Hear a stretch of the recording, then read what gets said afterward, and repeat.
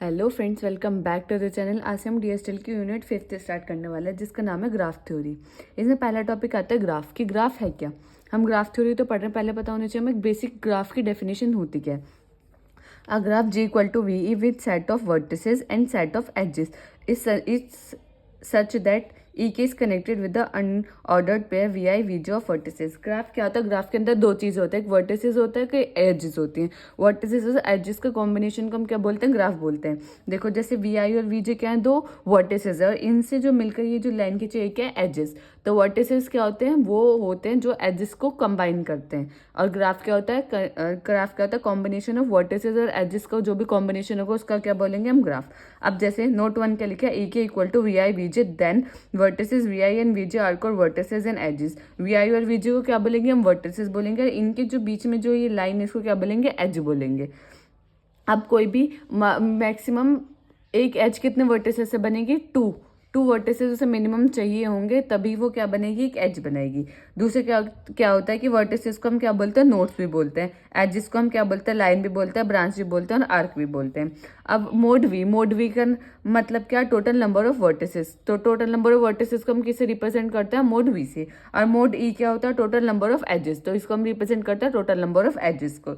जैसे कि हमारे ये एग्जाम्पल है, मैंने क्या एग्जाम्पल लिया तो इसमें क्या पता चल रहा है हमें कि वर्टिसेस कितने हैं? V1 V2 V3 V4 V5। ये क्या है? हमारे 5 वर्टिसेस। एजेस क्या है? ये E1 E2 E3 E4 E5 E6 E7, ये सब क्या है? एजिस है। अब इसमें एक कॉन्सेप्ट आता है पैरेलल एजिस का। पैरेलल एजिस क्या होते हैं? देखो जैसे E1 और E2 है, ये क्या है? Parallel edges. इसमें क्या है कि जो भी एक ही वर्टिसेस से दो एजिस जो निकलेंगे वो क्या होंगे? हमेशा पैरेलल एजिस होंगी। अब दूसरा होता है ये जो हमारा ये E6 पे E2 पे ये क्या है हमारा? इसको बोलते हैं सेल्फ लूप। सेल्फ लूप का क्या होता है? जहां हम चले वहीं आ गए तो वो क्या होता है? हमारा सेल्फ लूप, जिसको हम रिप्रेजेंट करते हैं इससे। नेक्स्ट आता है हमारा सेल्फ लूप। सेल्फ लूप क्या होता है? A self loop is an edge having same end vertices. Self loop हम किसको बोलते हैं? जिसका सेम एंड वर्टिसेस हो। एंड वर्टिसेस मतलब सेम ही होगा, क्योंकि जहां हम चले वहीं हम आ गए तो उसका क्या? एंड वर्टिसेस सेम होगा। नेक्स्ट टॉपिक आता है हमारा पैरेलल एजेस और मल्टीपल एजेस। पैरेलल एजेस और मल्टीपल एजेस क्या होता है? इफ टू और more edges associated with a given pair of vertices. कोई भी दो से ज्यादा एजेस को हम एसोसिएटेड करते हैं एक पेयर ऑफ वर्टिसेस से, then such edges are called multiple edges और पैरेलल एजेस। उनको हम क्या बोलते हैं? मल्टीपल एज और पैरेलल एज। जैसे कि एग्जांपल के लिए मैंने एग्जांपल लिया तो इसमें क्या? ये कॉमन V1 एंड V2 क्या वर्टिसेस है। तो एक कॉमन वर्टिसेस, एक ही वर्टिसेस है, ये हमारी दो एजेस निकल रहे हैं, एक से दो से ज्यादा हमारे एजेस क्या हो रहे हैं? एसोसिएटेड हो रहे हैं। तो इनको हम दोनों के क्या बोलेंगे? E1 और E2 को क्या बोलेंगे? पैरेलल एजेस या फिर मल्टीपल एजेस। नेक्स्ट क्या होता है हमारा? Type of graph. Type of graph पहला आता है हमारा सिंपल ग्राफ। सिंपल ग्राफ क्या होता है? A graph that can have neither self loop और parallel edges is called simple graph. Simple graph हमारा वो ग्राफ होता है जिसमें हमारा पैरेलल एजेस भी नहीं होता है, कोई भी सेल्फ लूप नहीं होता, उसको हम क्या बोलते हैं? Simple graph. जैसे कि एग्जाम्पल के लिए मैंने एग्जाम्पल दिया हुआ है। दूसरा क्या हमारा? Multiple graph. मल्टीग्राफ कहता है graph G equal to V is called multigraph. इसको हम मल्टीग्राफ बोलेंगे if it has parallel edges but no self loop. इसके अंदर क्या हो? पैरेलल एजेस हो लेकिन सेल्फ लूप ना हो। और सिंपल ग्राफ क्या कहता है? कि हमारे पास पैरेलल एजेस भी नहीं हो, सेल्फ लूप भी नहीं हो। लेकिन हमारा मल्टीग्राफ क्या कहता है? कि इसके पास पैरेलल एजेस हो लेकिन सेल्फ लूप नहीं हो, तो वो क्या होगा? हमारा मल्टीग्राफ। थर्ड होता है हमारा सूडोग्राफ। सूडोग्राफ क्या होता है? इसको pseudograph it has multiple edges and loop both. उसके पास क्या होगी? सेल्फ लूप भी होगा और पैरेलल एजेस भी होगी, तो वो क्या होगा? हमारा सूडोग्राफ। सिंपल ग्राफ जिसके अंदर सेल्फ लूप भी नहीं है, पैरेलल एजेस भी नहीं है, वो सिंपल ग्राफ। जिसके अंदर पैरेलल एजेस है वो हमारा मल्टीग्राफ। जिसके अंदर पैरेलल एजेस और लूप सेल्फ लूप दोनों है वो क्या? हमारा सूडोग्राफ। नेक्स्ट आता है हमारा फाइनाइट और इनफाइनाइट ग्राफ। फाइनाइट ग्राफ क्या होता है? जिसमें हम वर्टिसेस और एजेस को काउंट कर सके कि नंबर ऑफ वर्टिसेस 5 है, 6 है, नंबर ऑफ एजेस 6 है या 7 है, तो हम उन्हें काउंट कर सकते हैं। तो वो क्या हमारा वो कौन सा ग्राफ होगा? हमारा फाइनाइट ग्राफ। इनफाइनाइट ग्राफ जिसमें हम वर्टिसेस और एजेस को हम काउंट नहीं कर सकते, इनफाइनाइट हो, बहुत ज्यादा हो, तो उनको क्या बोल देंगे? Infinite graph. Incident edge and adjacent vertices. Incident और एडजेसेंट वर्टिसेस क्या होती है?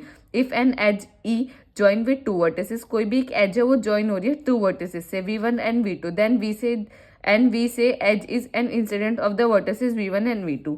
तो ये एज क्या हो रही है? एज क्या हो रही है? इंसिडेंट हो रही है किस पे? V1 और V2 पे। तो V1 और जो हमारी E है इसको हम क्या बोलेंगे?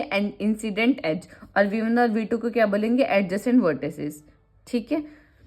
हम नेक्स्ट हमारा होता है डायरेक्टेड और अनडायरेक्टेड ग्राफ। सिंपल है, डायरेक्टेड ग्राफ हम किसको बोलेंगे, जिसमें हमें जिस भी ग्राफ में हमें डायरेक्शन गिवन होगी वो हमारा डायरेक्टेड ग्राफ। जिस भी ग्राफ में हमें डायरेक्शन गिवन नहीं होगी, जो अनडायरेक्टेड होगा, वो क्या होगा, हमारा अनडायरेक्टेड ग्राफ, जिसमें हमें डायरेक्शन गिवन नहीं होगी। फिर आता है degree of a vertices. Degree of vertices क्या होती है, the degree of vertex V is graph G equal to the number of edges which are incident of the V, कि कोई भी वर्टिसेस पे, एक वर्टिसेस पे कितने नंबर ऑफ एजेस इंसिडेंट हो रहे हैं, कितने नंबर ऑफ एजेस उस पे आ रही हैं, वो क्या होगी उसकी डिग्री। और इसमें एक मेन पॉइंट है कि जो भी हमारा सेल्फ लूप होता है वो 2 बार काउंट होता है। सेल्फ लूप की क्या होती है, 2 टाइम्स काउंट होता है degree. The degree of V is denoted by DV, उसका डिनोट कैसे करते हैं, डीवी। जैसे कि हमारा V1 V2 V3 V4, जैसे V2 की डिग्री निकालेंगे तो V2 पे कौन सी आ रही है, E2 और E6 आ रही है। तो इस पे कितने, एक वर्टेक्स पे कितने इंसिडेंट हो रही है, E2 और E6। तो इसका मतलब क्या है, इसकी डिग्री क्या है, 2। अब जैसे इस पे करेंगे हम V1 की, V1 पे V2 भी आ रहा है, V6 भी आ रहा है, 2 और सेल्फ लूप है, सेल्फ लूप मतलब 2, 2 और 2 4, इसका मतलब 4 होगी। इस तरीके से हम डिग्री निकालेंगे। अब हमारे कुछ टाइप की वर्टिसेस होते हैं, जैसे हमारा आइसोलेट वर्टेक्स। आइसोलेट वर्टेक्स हम किसको बोलेंगे, जिसकी डिग्री क्या होगी, 0 होगी। पेंडेंट वर्टेक्स किसको बोलेंगे, पेंडेंट वर्टेक्स हम उसको बोलते हैं जिसकी डिग्री क्या होती है, 1 होती है।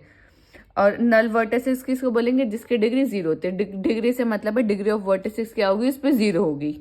अब नेक्स्ट टॉपिक हमारा आता है ग्राफ होमोमॉर्फिज्म। होमोमॉर्फिज्म ग्राफ हम किसको बोलेंगे, let G equal to V, G equal to V का मतलब क्या है कि हमारा जो ग्राफ है उसके अंदर क्या है, वी वर्टिसेस है, ई एजेस है, and G dash. G dash मतलब क्या है, एक दूसरा ग्राफ है जिसके अंदर वी डैश वर्टिसेस है और ई डैश क्या है, एजेस है। बी यानी 2 ग्राफ, ये क्या है, कोई 2 ग्राफ है, एक जी है एक जी डैश है। A graph G homomorphism F from G to G dash, एक हमारा एफ डिफाइन है कहाँ से, जी टू जी डैश में। It is denoted by F, इसको हम डिनोट क्या कर रहे हैं, F colon G equal to G dash. It is mapping, एक मैपिंग है वर्टेक्स से वर्टेक्स से वी से वी डैश तक, from the vertices set of G to G, vertices set of G to G dash. Vertices V से V dash मतलब वर्टिसेस का क्या हो रहा है, हमारे इसमें मैपिंग हो रही है कौन से ग्राफ से कौन से ग्राफ से, जी से जी डैश से। सच दैट क्या होना चाहिए, अगर हम यू टू वी कर रहे हैं ई में, मतलब कोई भी 2 यू और वी ले हम किससे, ग्राफ जी से, वो बिलोंग करना चाहिए उसके एजेस में। और अगर हम उसमें कोई भी फंक्शन लग रहे हैं एफ यू एफ वी, वो बिलोंग करना चाहिए ई डैश मतलब दूसरे ग्राफ में।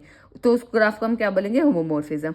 जैसे कि हमने एक एग्जाम्पल के लिए लिया है, ये हमारा वी जी है ग्राफ, ये जी डैश है, इसके अंदर वी वर्टिसेस है, इसके अंदर वी डैश है। तो इसमें हमने यू लिया है, इसमें वी लिया है। अगर हम यू और वी को करें तो वो बिलोंग करना चाहिए हमारा ई में। और ये क्या कह रहा है, अगर हम इसमें फंक्शन लगाएं यू पे तो वो क्या बन जाएगा, एफ यू। वी पे लगाएंगे तो वो क्या बन जाएगा, एफ वी।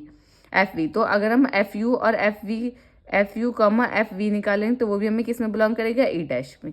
तो वो क्या होता है, हमारा होमोमॉर्फिज्म ग्राफ। सिंपल इसकी 2 कंडीशन है, ये आपको एक कंडीशन याद रखनी है। सिंपल है, ये 2 मार्क्स से पूछा जाएगा कि आपसे होमोमॉर्फिज्म ग्राफ है क्या। कोई से इतना बड़ा लेंथ 10 नंबर का क्वेश्चन नहीं आने वाला। Homomorphism maps edges to edges graph G is called homomorphic to graph G dash. ये क्या करता है, होमोमॉर्फिज्म एफ मैप करता है किसे, एज को एजेस से, graph G is called homomorphism to graph G dash. ये क्या करता है, एक एज को दूसरे एज से मैप करता है, उसको बोलते हैं homomorphism. Show that the graph given belong homomorphism, हमें एक ग्राफ को शो करना है कि ये दोनों होमोमॉर्फिज्म है। तो एक एग्जांपल के थ्रू हम क्या करेंगे, इसको सॉल्व करेंगे। ये ग्राफ जी है जिसके अंदर वी वर्टिसेस है, ई एजेस है। ये ग्राफ जी डैश है जिसके अंदर वी डैश वर्टिसेस है, ई डैश एजेस है। तो हमें एफ ए, हमें फंक्शन लगाना है एफ ए पे हमने फंक्शन लगाया। तो ये जो हमारे ये जी है, ये है हमारा जी डैश जिसके अंदर वर्टिसेस और एजेस है वी, और ये इसमें क्या है, वी डैश और ई डैश। वी डैश क्या है, वर्टिसेस, ई डैश क्या है, इसमें एजेस। तो हम इसमें मैप करना है। अगर हमें क्या है कि हमारा एफ ए लें तो क्या ये हर एक किसके वर्टिसेस या हर एक एजेस क्या इससे मैप हो रही हैं, अगर हो रही हैं तो ये क्या होमोमॉर्फिज्म ग्राफ है, अदरवाइज नहीं है। तो हमने क्या करा, इसमें मैं आपको एग्जाम्पल के थ्रू समझाती हूँ। देखिए जैसे कि हमने क्या लिया, ये एग्जाम्पल लिया है, ये हमारी क्या है, ये हमारी सारे वर्टिसेस हैं। ये है इसका ए है, ये बी है, ये सी है, ये डी है, ये ई है, ये एच है, कुछ भी मान लें आप। तो इसका हमने सेम क्या दूसरा ग्राफ क्या है, ये है हमारा, ये क्या है हमारा 1 2 3 4। तो ये हमारा जी है, ये हमारा जी डैश है। तो हमारा क्या है, अगर हम इसमें एफ ए लगाएं मतलब फंक्शन लगाए तो वो हमारा क्या होना चाहिए, इससे मैप होना चाहिए। एफ ए हमने मैप कर दिया 1 से।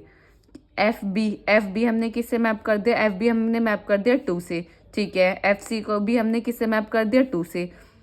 एफ एफ एच को किससे मैप कर दिया हमने 4 से, एफ ई को किससे मैप कर दिया हमने 4 से, एफ डी को हमने किससे मैप कर दिया 3 से। क्या कोई भी ऐसी वर्टिसेस बचा है जो दूसरे से मैप नहीं हो रहा या उसमें वो बिलोंग नहीं कर रहा? तो ये क्या कहता है, अगर हम यू टू वी लें वो बिलोंग करना चाहिए वी में, और एफ यू और एफ वी लें तो वो किस में बिलोंग करना चाहिए, ई डैश में। अब आप ले लो फंक्शन ए और फंक्शन बी, 1 और 2 ले लो, तो 1 और 2 क्या बिलोंग कर रहे हैं, ई डैश में। ई डैश क्या है हमारा ये, तो ई डैश में बिलोंग करे, यस। और यू और वी ले ले, यू और वी ले ले, ये यू और वी है, तो हमने जैसे ए और बी ले लिया, ए और बी बिलोंग करना चाहिए ई में। क्या ए और बी बिलोंग कर रहा है ई में, यस कर रहा है। तो ये क्या है हमारा होमोमॉर्फिज्म ग्राफ। नेक्स्ट टॉपिक आता है हमारा आइसोमॉर्फिक ग्राफ। आइसोमॉर्फिक ग्राफ क्या होता है, आइसोमॉर्फिक ग्राफ किसको बोलेंगे, two graph G equal to E and G dash equal to V dash E dash are called isomorphic graph. Isomorphic graph बोलेंगे to each other if there is 1-to-1 corresponding between their vertices and edges. 1-to-1 मतलब 1-to-1 corresponding मतलब कि 1-1 और own to इसके अंदर mapping होनी चाहिए, 1-1 और ओन टू मैपिंग होनी चाहिए इसके अंदर, तो उसको क्या बोलेंगे हम, आइसोमॉर्फिक ग्राफ। इसमें क्या है, इंसिडेंट रिलेशनशिप इसमें प्रिजर्व रहती है। जैसे कि इसमें कुछ नोट है कि that the graph G equal to V is isomorphic to the graph. हम इसको जी ग्राफ को आइसोमॉर्फिक ग्राफ बोलेंगे जी डैश का, अगर इफ क्या होगा, mod V equal to mod V dash होगा, mod E equal to mod E dash होगा। और थर्ड कंडीशन क्या है, if U belong to V and F U belong to V dash such that D V degree of we equal होना चाहिए degree of F we के। Incident relationship इसमें क्या रहेगी, प्रिजर्व रहेगी। जैसे कि हमने एक एग्जाम्पल से, आपको एग्जाम्पल से समझ आएगा, prove that the graph given below of isomorphic. ये हमें बताने की ये दोनों ग्राफ क्या आइसोमॉर्फिक ग्राफ है। आइसोमॉर्फिक ग्राफ का मतलब मैंने बताया 1-1 और ओन टू मैपिंग होनी चाहिए। 1-1 आपको पता है 1-1 हर एक की मैपिंग दूसरे वाले से होनी चाहिए, तो 1-1 ओन टू भी कुछ इसी तरीके से। अब मैं आपको देखो दिखाती हूँ। अब हमने क्या हुआ, पहले हमने वर्टेक्स की मैपिंग करी। क्या हर वर्टेक्स की मैपिंग हर किसी से हो रही है, जैसे कि 1 2 3 4 5 6 7 8, इसमें 8 है, क्या 8 के 8 से इससे हो रही है वर्टिसेस से, तो हमने क्या माना U1 की हो रही है इसके V1 से। जैसे कि थोड़ा मतलब ये जो थोड़ा मेरी ड्राइंग इस ऐसी है, ज़्यादा मतलब अच्छी नहीं है, तो थोड़ा ये डायग्राम इस तरीके से ही बन पाया है, तो थोड़ा आपको ये समझना पड़ेगा। मतलब कि इसमें सिंपल क्या है, हमें 1-1 और ओन टू मैपिंग शो करनी है। अगर किसी भी ग्राफ के दोनों ग्राफ के बीच में 1-1 और ओन टू मैपिंग है तो वो क्या आइसोमॉर्फिक ग्राफ है। तो मैंने इसमें बता दी, इसको मैंने सॉल्व कर दिया कि इसका जो U1 है वो उससे ये वाला जो क्यूब है इसके V1 से मैच हो रहा है। हर एजेस और हर वर्टिसेस का कोई ना कोई कोरेस्पोंडेंस है, जिसकी वजह से ये क्या है हमारा आइसोमॉर्फिक ग्राफ है। अब ये आइसोमॉर्फिक ग्राफ और होमोमॉर्फिज्म ग्राफ क्या आएगा, 2 नंबर में इसकी डेफिनेशन पूछी जा सकती है कि ये क्या होता है, ये क्या होता है, सिर्फ आपको इतना पता होना चाहिए। और ये आपको थोड़ा याद रखना है, incident relationship is preserve mean the degree. Incident ये जो हम बोल रहे हैं कि इंसिडेंट रिलेशनशिप प्रिजर्व है, इसका मतलब है क्या, इसका मतलब ये है कि degree of U1 equal two degree of V1। मतलब कि डिग्री ऑफ U1 मतलब डिग्री ऑफ इसके एजेस की और इसके एजेस की। अगर हम वर्टिसेस की निकाले तो दोनों वर्टिसेस की क्या होगी डिग्री, ग्राफ जी की और ग्राफ G1 की, जो भी वर्टिसेस ले रहे हो उसके वर्टिसेस की, दोनों वर्टिसेस की क्या होगी, इक्वल डिग्री होगी। ठीक है, तो वो क्या होगी हमारी इंसिडेंट वर्टिसेस।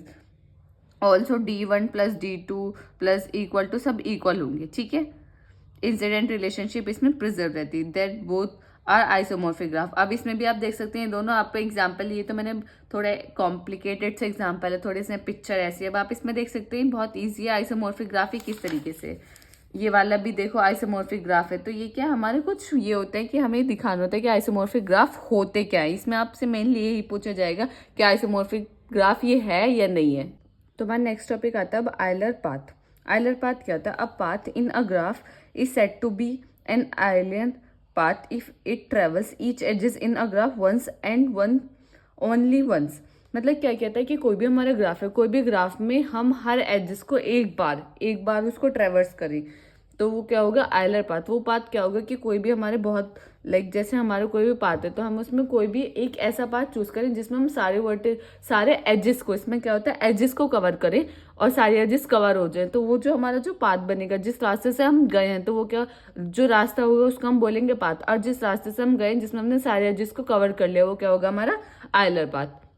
इसमें आता है आयलर सर्किट और आयलर लाइन। आयलर सर्किट क्या होगा, a closed walk in a graph which traverse each edges of a graph exactly once is called Euler line. Euler line और आयलर पाथ क्या होगा कि वो एक कोई भी क्लोज्ड वॉक होगी जहाँ हमने हर एजेस को कितनी बार ट्रेवर्स किया होगा, वंस बार, एक बार किया होगा, तो वो जो हमारा रास्ता बनेगा, जो हमारा वो क्लोज्ड वॉक बनेगा उसको हम बोलेंगे आयलर सर्किट और आयलर लाइन। दूसरा नेक्स्ट है आयलर ग्राफ, आयलर ग्राफ के, अ graph which contain only Euler line, जो आयलर लाइन को कंटेन करेगा उसको हम क्या बोलेंगे, आयलर ग्राफ या आयलेरियन ग्राफ। जैसे कि एग्जाम्पल के लिए हम ए पॉइंट पर चले, ए से बी चले, बी से सी चले, सी से डी, डी से ई, ई से सी से डी, ई से ई, अब ई से ए, ओ सी से ए, तो क्या होगा, ये हमारे ये क्या है, ये जो हम देखो ए से चले, यहाँ हमने सारे एजेस को कवर कर लिया और ए पे आ गए, तो क्या ये जो हमारा पाथ है क्या होगा, आयलर पाथ। और ये जो हमारा सर्किट बना है, क्लोज सर्किट बना है, इसको हम बोलते हैं आयलर सर्किट, और इन लाइंस को बोलते हैं आयलर लाइन, और इस ग्राफ को बोल लेंगे आयलर ग्राफ। इसी तरीके से ये है, हम यहाँ से चले, यहाँ चले, यहाँ चले, यहाँ चले, फिर यही आ गए, तो ये जो हमारा सर्किट बना ये आयलर सर्किट, जो पाथ हमने जो रास्ता तय किया वो आयलर पाथ, और जो ये ग्राफ है वो क्या होगा, हमारा आयलर ग्राफ। ये आयलर ग्राफ के तीनों एग्जाम्पल है। अब इंपॉर्टेंट नोट्स क्या है, पहला पॉइंट क्या, connected graph G is an Euler graph if all vertices of G of an even degree. मतलब हम क्या बोलेंगे कि डिग्री मैंने आपको बताया, अगर हर वर्टिसेस की क्या होगी, इवन डिग्री होगी, तो वो क्या होगा, हमारा आयलर ग्राफ होगा ही होगा। इवन डिग्री का मैंने आपको कॉन्सेप्ट बताया, डिग्री किस तरीके से निकालते हैं, डिग्री किस तरीके से निकालते हैं कि किसी भी वर्टिसेस पर आने वाली, इंसिडेंट होने वाली क्या एजेस, अगर वो इवन होंगी सबकी, देखो जैसे इसकी निकालेंगे 1 2, इसकी 1 2, इस पे निकालेंगे 1 2 3 4, तो सब क्या, सब इवन है, तो इसका मतलब क्या है, ये हमारा आयलर ग्राफ है। पहले क्या कहता है, हम डिग्री के कॉन्सेप्ट से भी बता सकते हैं कि वो आयलर ग्राफ है या नहीं है। किस तरीके से बताएंगे कि हर वर्टिसेस की क्या निकालेंगे, डिग्री निकालेंगे, अगर इवन डिग्री आएगी तो वो क्या होगा, हमारा आयलर ग्राफ। दूसरा कहता है Euler graph is always connected, ऐसा नहीं है डिसकनेक्टेड ग्राफ। अगर डिसकनेक्टेड ग्राफ का मतलब है कि कहीं से भी एजेस नहीं होगी, मतलब एक कनेक्टेड ग्राफ, एक कनेक्टेड बनेगा।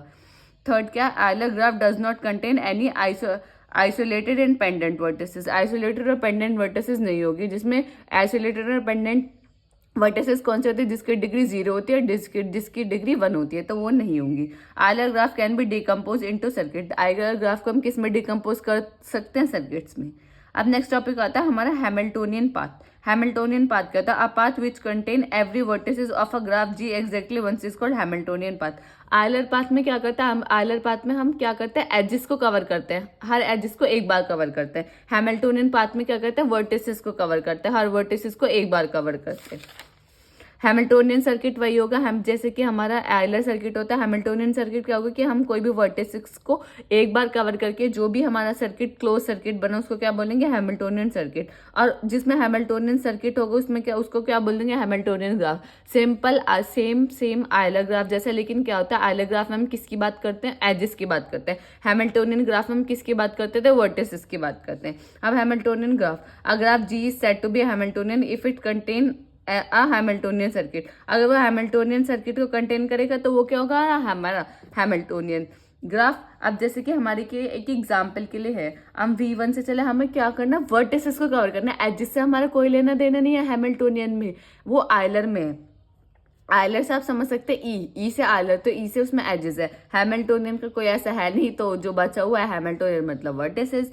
तो V1 से चले, V1 से V5, V5 से V4, V4 से V3, V3 से V2, V2 से V1। अब तो हमारी सारी वर्टिसेस कवर हो गई, हमें एजिस से तो कोई मतलब है नहीं, इस एजिस को क्या हमारा कोई मतलब है नहीं, क्योंकि हम किसकी बात करें, हैमिल्टोनियन सर्किट की, तो हम इसे निकाल दें, तो ये क्या बना, हमारा एक हैमिल्टोनियन सर्किट।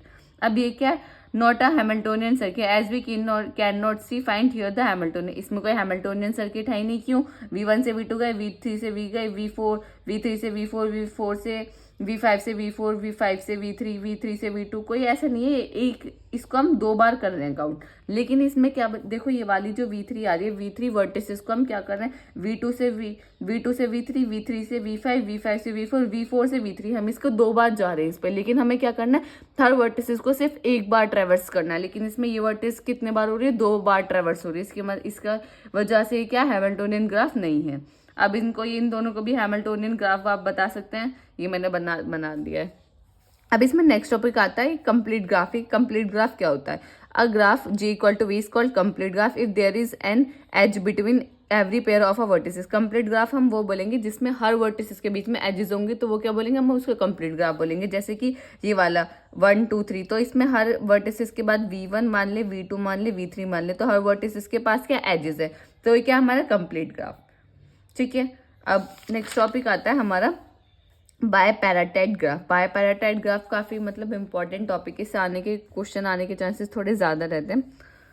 अब बायपैराटाइड ग्राफ क्या होता है? अब इससे पहले हमारा रेगुलर ग्राफ ऑफ डिग्री के, इसका मतलब क्या है? A graph G is a regular graph और के regular graph if every degree has के। रेगुलर ग्राफ होता है जिसकी हर वर्टिसेस की डिग्री सेम होता है, उसको हम बोलते हैं रेगुलर ग्राफ। और रेगुलर ग्राफ ऑफ डिग्री का के का क्या मतलब ये है कि हमारे पास जो ग्राफ है उसकी जो सबकी डिग्री है, मतलब वर्टिसेस की जो भी सबकी डिग्री है वो क्या है? के। जैसे इसकी भी क्या है, इसकी भी क्या है, इसकी भी क्या है, इसकी भी क्या है, तो इसको क्या बोलेंगे? Regular graph. रेगुलर ग्राफ आपको मैं बता देती हूँ रेगुलर ग्राफ कौन सा होता है। जैसे मैंने बताया कि जिसमें हर वर्टिसेस की डिग्री क्या हो? सेम हो, तो वो क्या होता है? हमारा रेगुलर ग्राफ। अब बायपैराटाइड ग्राफ क्या होता है? बायपैराटाइड ग्राफ क्या होता है? Graph G equal to V set to be bipartite. एक ग्राफ जी है जिसमें वी वर्टिसेस है, ई एजेस है, उसको हम क्या बोलेंगे? उसको हम बायपैराटाइड कब बोलेंगे? There is a partition V1 and V2। V1 और V2 वर्टिसेस का हम पार्टीशन कर दे V1 और V2 में, V वर्टिसेस इसका पार्टीशन कर दे V1 और V2 में, और जब हम उनका यूनियन करें V equal to V1 union V2 करें तो V हो जाए। और V1 क्या है? V1 कभी भी फाई नहीं होना चाहिए, फाई मतलब खाली नहीं होना चाहिए, V2 कभी भी जीरो नहीं होना चाहिए, एंड उनका इंटरसेक्शन क्या आएगा? Phi. Such that no two vertices of V1 are adjacent and no two vertices of V2 are adjacent. V1 और V2 पर कोई भी एडजेसेंट वर्टिसेस नहीं होंगी। Also each of G connected a vertices V1 to a vertex of V2। Simple इसमें क्या है? एक ग्राफ है बायपैराटाइड ग्राफ, हम उसको कब बोलेंगे? जब भी हम उसमें पार्टीशन कर देंगे। पार्टीशन किसका करेंगे? वर्टिसेस का। एक वर्टिसेस वी है उसका वर्ट किस में कर दिया? V1 और V2 में करा, तो अब हमने क्या बनाना? अगर हम उसका यूनियन करें तो V बन जाए, और कभी भी V1 जो है हमारा, जब हम पार्टीशन करें V1 कभी भी फाइव मतलब खाली नहीं होना चाहिए, V2 कभी भी जीरो नहीं होना चाहिए, और अगर हम उनका इंटरसेक्शन करें तो वो हमारा फाइव आ जाए। इसका मतलब क्या है? इसका मतलब ये है कि कोई भी जो हमारा V1 है उस पर कोई भी एडजेसेंट वर्टिसेस नहीं है, दो एडजेसेंट वर्टिसेस नहीं है, और उसमें भी V2 में भी कोई भी दो एडजेसेंट वर्टिसेस नहीं है। ऐसे ग्राफ को हम क्या बोलेंगे? Bipartite graph. जैसे कि complete bipartite graph. Complete bipartite graph कब होगा? A partite graph G equal to V set to be complete if each pair V1 belong कर रहा है कैपिटल V1 से, V2 बिलोंग कर रहा है कैपिटल V2 से, V है V1 V2 और बिलोंग कर रहे हैं E से। If V1 equal to M हो, V2 इक्वल टू N हो, then the complete bipartite is denoted by KMN। Complete bipartite का मतलब क्या है कि हमारा कोई भी वर्टिसेस है, एक V है, तो वो जो हमने उसमें कोई भी वर्टेक्स लिया वो उसके V1 में कैपिटल V1 में बिलोंग कर रहा है, V2 जहाँ से लिया वो उसकी कैपिटल V2 में बिलोंग कर रहा है। और V1 इफ अगर V1 हमारा M है और V2 हमारा N है, तो उसका मतलब क्या है कि हम उसे डिनोट कर KMN। अब जैसे कि मैंने एग्जाम्पल के लिए लिया, ये एग्जाम्पल है हमारा बायपैराटाइड ग्राफ का, V1 V2 V3 V4। अब V1 को हमने क्या, V1 equal to V1 comma V2, V2 equal to V3 comma V4। हमें क्या करना है? डिकम्पोज करना होता है। तो अब जैसे हमारा ये एग्जाम्पल है, तो मैं इसको देखो, मैं आपको ये सॉल्व करके दिखाती हूँ। क्या हमारा V1 V2 V3 V4 K22 क्या रिप्रेजेंट कर रहा है कि हमें ये जो ग्राफ है ये हमें डिवाइड करना है टू में, मतलब पार्टीशन करना है इसका टू में, एक ऊपर वाला एक नीचे वाला, टू में। ये टू ये M और N क्या होते हैं? कार्डिनैलिटी होते हैं, कार्डिनैलिटी रिप्रेजेंट करते हैं। ये M है ये N है, तो M कार्डिनलिटी N कार्डिनलिटी। अब इसमें हमें क्या बताना है कि हमारा क्या कंडीशन होती है कि जो हम वी लें, अगर हम उसे डिवाइड कर रहे हैं दो में, V1 उसका यूनियन करें तो V वर्टेक्स बन जाए, और इसका अगर हम इंटरसेक्शन करें तो हमारा फाइव है। इसका मतलब इसमें कोई भी कॉमन पार्ट नहीं आए, तो हमें क्या करेंगे? हम इसमें डिवाइड कर देंगे। हमने एक V लिया, उसको डिवाइड कर दिया V1 V2, ठीक है, ये वाला हमने डिवाइड कर दिया V1। एक V2 लिया जिसको हमने डिवाइड कर दिया V3 और V4 नीचे वाले में। अब क्या ये सेटिस्फाई कर रहा है? अगर V1 यूनियन V2 करें, क्या ये हमारे V बना रहा है? V में क्या है? V1 V2 V3 V4, yes. Union आपको पता है इसमें सारे वर्टिसेस आ जाएंगे, V1 V2 V3 V4 सब आ गया। अब इसका मतलब अगर हम इंटरसेक्शन करें, V1 इंटरसेक्शन V2, इंटरसेक्शन में क्या आता है? कॉमन पार्ट आता है। अगर कॉमन पार्ट हम निकालें, इसमें कुछ कॉमन है नहीं, तो फाइव आ रहा है। इसका मतलब क्या है? ये सेटिस्फाई कर रहा है हमारी कंडीशन को। तो इसका मतलब क्या है? ये बायपैराटाइड ग्राफ है। आई होप ये आपको समझ आ गया होगा कि बायपैराटाइड ग्राफ का कॉन्सेप्ट है क्या। अब मैंने एक एग्जाम्पल और लिया है। इस एग्जाम्पल में आप देखो हमें क्या करना है कि हमें इनका क्या करना है? पार्टीशन करना है। अब K33 आपको पता है K33 है, इसका मतलब कार्डिनलिटी क्या है? 3 इसका रिप्रेजेंटेशन क्या है कि हमें जो भी ग्राफ करना है वो 3 में डिवाइड करना है। इसका मतलब हम इसे इस तरीके से डिवाइड कर दें 3 वर्टिसेस में, V1 V2 V3, एक V1 ले ले, V1 V2 V3, एक V2 ले ले जिसमें V4 V5 V6 V7, sorry 3 4 का होगा, क्योंकि ऊपर 3 4 का होगा, तो 3 4 है, V4 V5 V6 V7। अगर हम इन दोनों को यूनियन करें तो हमारा पूरा वर्टिसेस V आ जाएगा, और अगर हम इनका इंटरसेक्शन करें तो वो क्या होगा, हमारा 5 होगा। तो बायपैराटाइट, आई होप ये आपको समझ आ गया होगा। इसमें सिंपल है कि और इसमें क्या है, a complete bipartite graph KMN has MN edges. इसका मतलब क्या, अगर एक कंप्लीट बायपैराटाइट ग्राफ है उसके बाद KMN है तो उसके MN एजेस होंगे उसके पास। मतलब 3 4 5 6 7 एजेस, मतलब M इंटू N एजेस होंगे। 4 3 12 एजेस होंगे। अब आप इसमें देख सकते हैं 12 एजेस होंगी, ठीक है। M इंटू N एजेस होंगे, क्योंकि कंप्लीट बायपैराटाइट ग्राफ है। क्योंकि बायपैराटाइट ग्राफ की सिंपल 2 प्रॉपर्टी हैं कि हम जो भी डिवाइडेशन करेंगे उसे हम इस तरीके से करेंगे कि अगर हम उनका यूनियन करें तो हमारा पूरा V वर्टिसेस बन जाए, अगर हम उनका इंटरसेक्शन करें वो क्या हमारा आ जाए, वो हमारा 5 आ जाए। अब हम नेक्स्ट टॉपिक पे चलते हैं जो हमारा है ग्राफ कलरिंग। ग्राफ कलरिंग क्या है? ग्राफ कलरिंग क्या? A colouring of a graph G is an assignment of color of its vertices, so number of two adjacent vertices have the same color। मतलब ये क्या है, इसमें हम कलर करेंगे। कलर किसको करेंगे, हमें ग्राफ को कलर करेंगे। अब इसमें हम ग्राफ को इस तरीके से कलर करते हैं कि हमारे कोई भी एडजेसेंट वर्टिसेस का कलर सेम ना हो। अब मैंने आपको बताया था, जब मैं आपको बिल्कुल स्टार्टिंग में बताया था कि एडजेसेंट वर्टिसेस क्या होते हैं, ये हमारी एक एज है, तो V1 V2 क्या है, एडजेसेंट वर्टिसेस है। तो इसमें क्या होता है कि कोई भी एडजेसेंट वर्टिसेस का कलर क्या नहीं होना चाहिए, सेम नहीं होना चाहिए।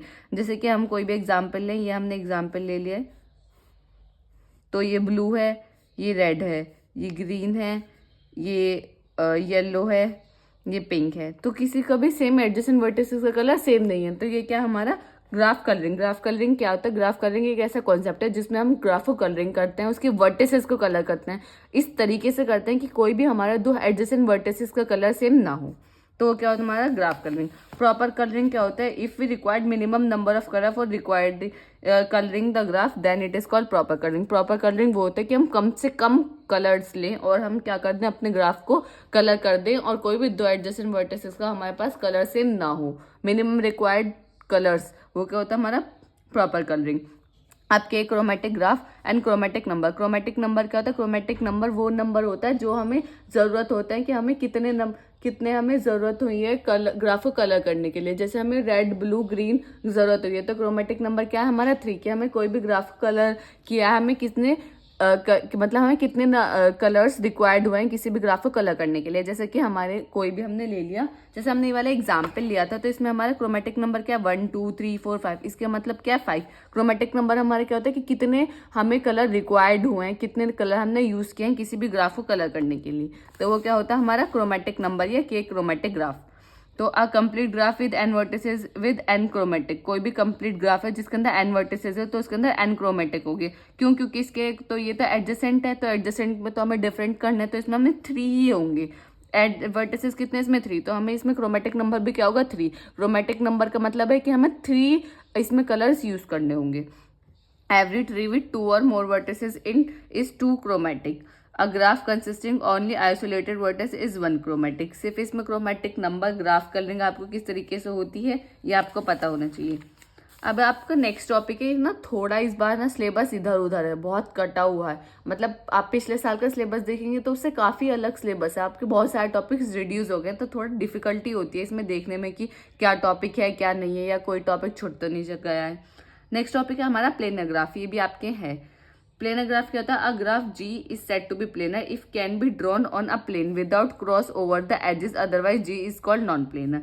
प्लेनर ग्राफ क्या होता है? किसी भी ग्राफ को हम कोई भी प्लेन पे रखकर हम उसको ड्रॉ कर दें बिना क्रॉस किए कोई भी एजेस को, तो वो क्या होता है हमारा प्लेनर ग्राफ। अदरवाइज उसको क्या बोलेंगे? Non planar. जैसे कि हमारा V1 V2 V3, तो हम इसमें क्या बनाएंगे, अगर हम किसी भी एजेस को इसमें क्रॉस नहीं करना, जैसे हम इसमें बताएंगे, तो कोई भी एजेस क्रॉस नहीं हो रहे, तो ये क्या हमारा एक प्लेनर ग्राफ है।